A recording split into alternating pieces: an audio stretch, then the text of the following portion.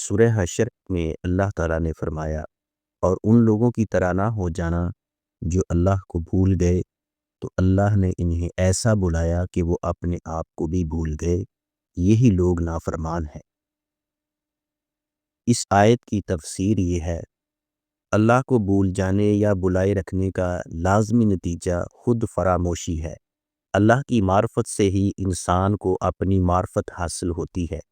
جو انسان اس بات پر غور نہیں کرتا کہ اس کائنات میں اللہ کی کیا حقیقت ہے اور اس کی اپنی کیا حیثیت ہے، وہ ہمیشہ غلط راستوں پر پڑ کر اپنی عاقبت برباد کر لیتا ہے۔ اللہ کو بلانے کا کیا مطلب ہے؟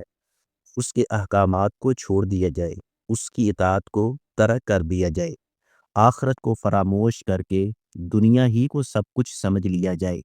ایسے لوگ عملاً اللہ کو بلا دیتے ہیں، چاہے زبان سے دعویٰ کچھ بھی ہو۔